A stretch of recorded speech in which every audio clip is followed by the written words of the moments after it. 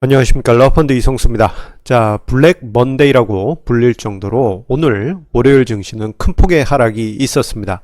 종합주가 지수가 2% 중반의 낙폭이 발생했고, 이보다도 코스닥 시장은 장중에 사이드카가 발동될 정도로 큰 낙폭이 발생했고, 그게 장중 내내 이어져서 장 마감까지 지속됐습니다.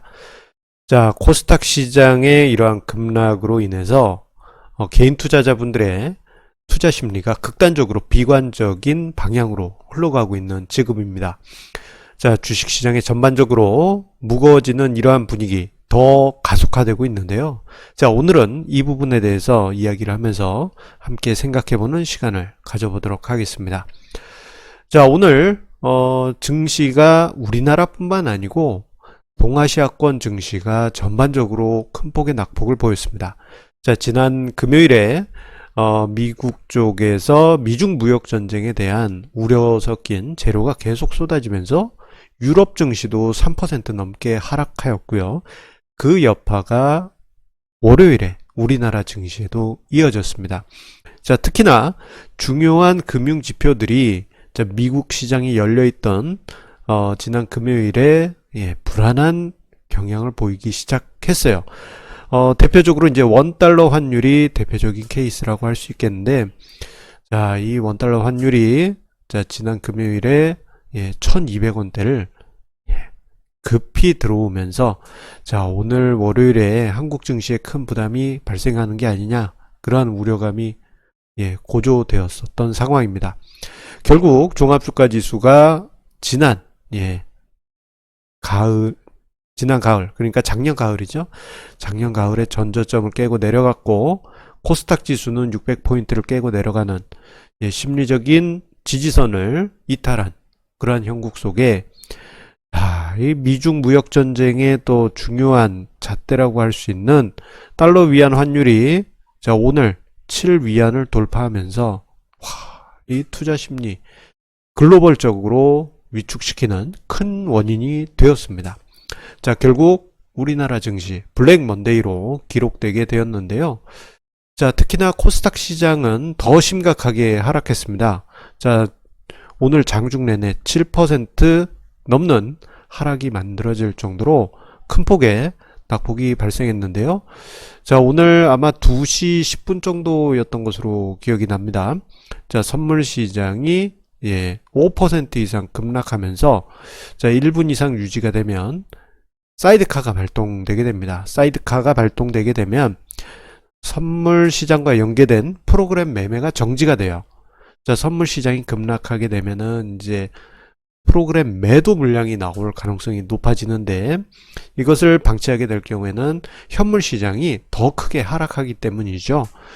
자, 그러면서 오늘 사이드카가 발동됐는데, 이게 일각에서는 3년 만이다라고 이야기를 하기도 합니다. 자, 그런데 한편으로는 작년 1월에 코스닥 사이드카가 한번 발동이 됐어요. 이때는 지금하고 정반대입니다. 그때는 코스닥 시장이 폭등하니까 사이드카가 발동했었습니다만, 지금은 증시가 코스닥 시장이 급락하면서 사이드카가 걸린 격세지감이 느껴지는 상황이었습니다. 자, 이로 인해서 시장은 극단적인 비관론에 빠지게 됐습니다. 마치 폐허가 된 도시를 보는 것 마냥 군중 심리는, 그리고 투자 심리는 나쁜 것만 계속 보게 되는 그러한 심리 상태에 빠질 수밖에 없는데요. 자, 여러 가지 이야기들이 SNS상에 증권 관련한 게시판에 많이 돌고 있습니다. 제가 아침에 우연히 눈에 들어온 여러 가지 공통된 글 중에는요, 이러다가 달러 값이 종합주가 지수와 역전되는 거 아니냐, 이런, 어떤 분은 이제 농담식으로 한 얘기겠지만, 달러 값이 종합주가 지수랑 역전이 된다라는 얘기는 달러 값이 2,000원대까지 올라가서 제2의 IMF가 온다더라든가, 또는 종합주가 지수가 반대로 지금 달러 원 환율인 1,200원대까지 급락하는, 둘 중에 하나. 둘 다 아주 나쁜 스토리죠. 그런 극단적인 비관론을 이제 어떤 분은 이제 뭐 그럴지도 몰라 하면서 농으로 던지신 말이겠지만 투자자분들의 심리 상태, 현재 심리 상태로는 진짜 그렇게 되는 거 아니냐. 그러한 불안감은 가중될 수밖에 없습니다. 뭐 일각에서는 뭐 달러 환율 급등 원인이 외국인, 특히 일본계 자금이 이탈하면서 우리나라 망하는 거 아니냐. 뭐 일본이 제2의 IMF 사태를 기획하고 있다더라. 한국 기업과 기업들은 이로 인해서 몰락한다더라 라는 식의 극단적 비관론이 지금 시장에 팽배하고 있습니다. 자, 이런 시장 상황에서 힘내 보십시오라고 말씀을 드리게 되면은 오히려 이게 참 군중 심리에 반응하지 않는 그러한 상황입니다. 결국 저러한 극단적인 비관론은 계속 이야기가 돌면서 더 비관론이 증폭되는 그러한 상황에 지금 이르러 있습니다. 자, 그런데요, 이런 상황 속에서 조금 저는 좀 뭐랄까 돈키호테 같은 무모한 이야기를 좀 드리고 싶습니다. 자, 지금 시장 심리 상태로는 사람들은 다 눈을 감고 공포에 빠져서 눈을 뜨지 않고 있어요. 마치 우리 뭐 사람들이 무서운 거 볼 때 눈을 꼭 감는 것처럼 그런 심리 상태입니다. 자, 이게 괜찮으니까 좀 눈을 떠봐 해도 아마 눈을 안 뜨실 거예요. 하지만 저는 이런 생각이 듭니다. 살짝 실눈을 뜨고 주변을 돌아보게 되면은 완전히 깜깜하고 어두울 것만 같은 시장 분위기 속에 조금씩 그나마 희망의 빛이 조금씩 있다라는 것을 확인할 수 있습니다. 아예 완전히 아무게 아니고 그래도 희망의 빛은 있다라는 것입니다. 자, 뭐 여러 가지 이야기를 드릴 수 있겠지만 오늘은 짤막하게 두 가지를 꺼내 들도록 하겠습니다. 첫 번째로는 주가 지수가 2000포인트 이하로 내려오면서 연기금의 활동이 가시화되었다라는 점입니다.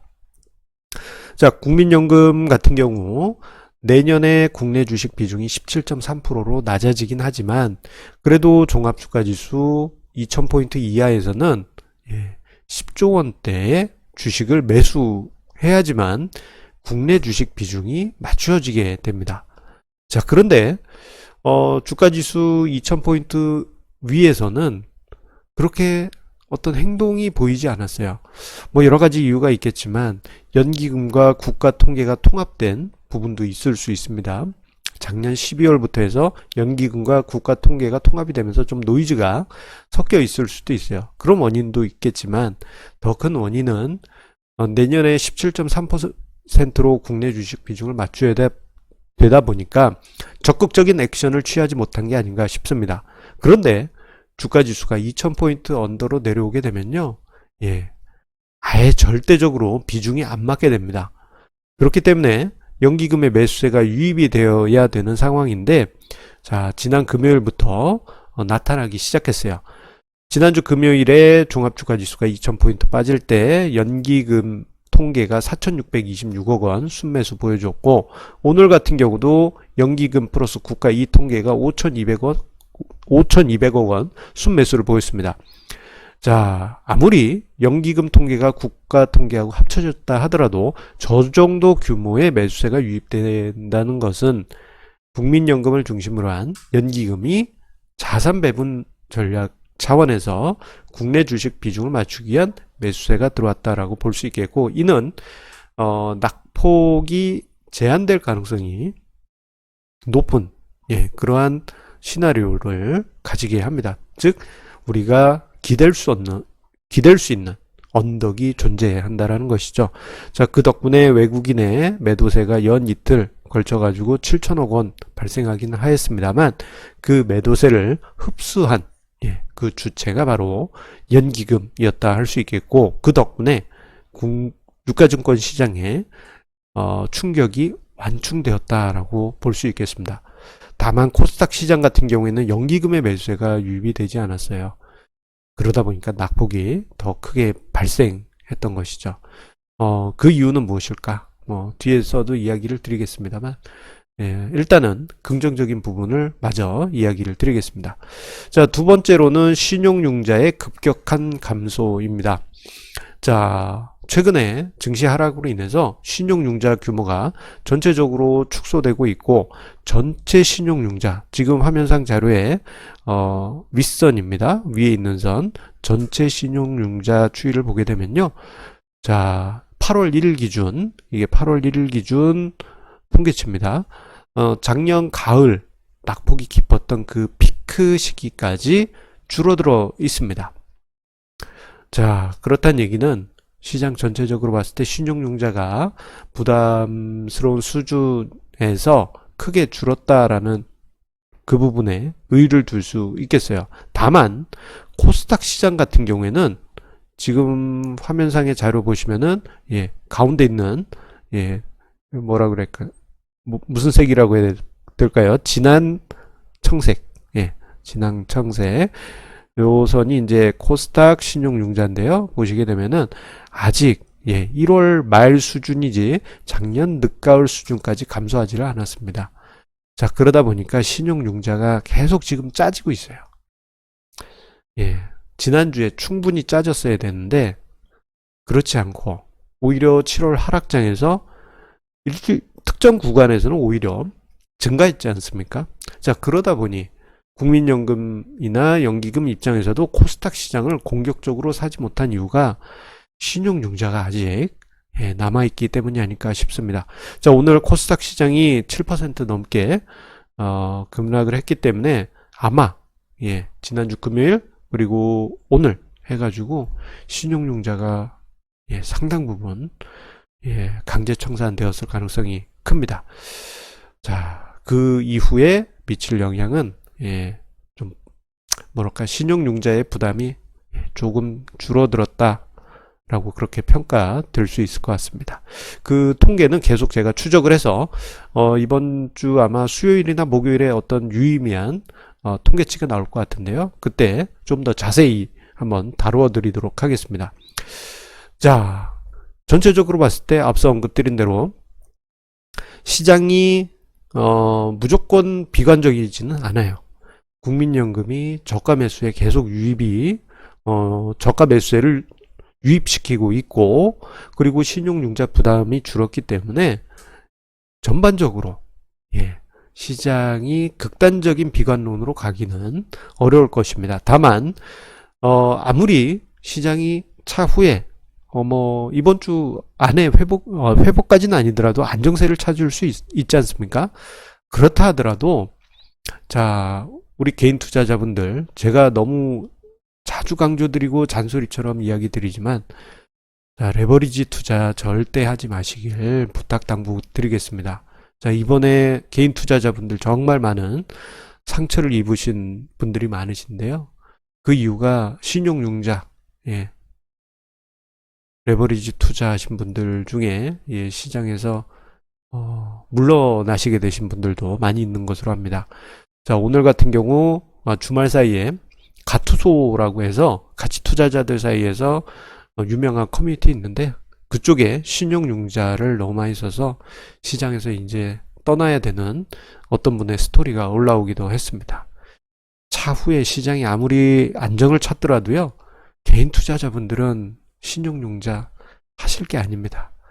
그리고 제약 헬스케어 같은 경우 오늘 낙폭의 주된 원인이었습니다. 신라젠 같은 경우 하한가가 있죠. 그 외에 이제 유명한 제약 헬스케어 종목들 기본적으로 10% 이상 하락했습니다. 자, 그렇다 하더라도 이게 이제 제약 헬스케어 같은 경우 신뢰가 무너지고 하락 속도가 가파라지고 있는 상황이지 않습니까?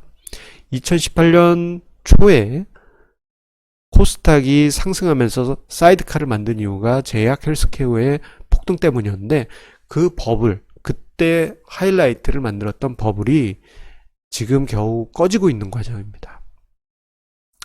그렇기 때문에 자주 강조드려왔습니다만 거품이 있는 종목군, 그 거품이 꺼질 때는 최대한 멀리 있으시길 바라겠고, 여러분들이 살신성인 정신을 가지고 그 안에 굳이 들어가지 마시기를 예, 당부 부탁드리겠습니다. 자, 오늘 시장이 좀 많이 어려웠습니다. 그러다 보니 오늘 증시 토크를 준비하는데 좀 마음이 많이 무거웠어요. 예, 그렇더라도 시장에서 어둠 속에 그래도 빛이 하나씩 하나씩 켜지고 있으니까요. 자, 힘내시길 바라겠고요.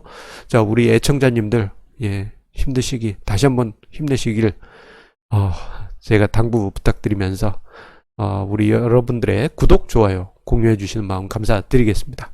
아이고, 시장이 어려우니까 저도 말이 잘 나오질 않습니다. 예, 영상을 찍으면서, 몇몇 단어가 꼬이기도 하였는데요.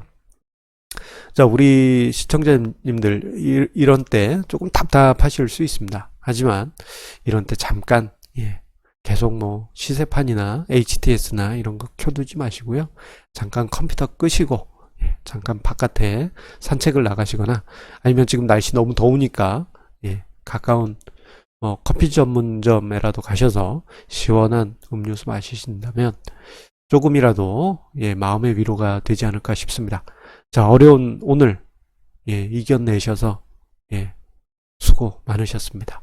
자, 힘내시면서, 이 고비 이후에, 예, 좋은, 오히려 더 큰 기회가 오길 바라면서, 자, 우리 애청자님들, 다시 한번 성공 투자 꼭 만들길 바라겠습니다. 감사합니다.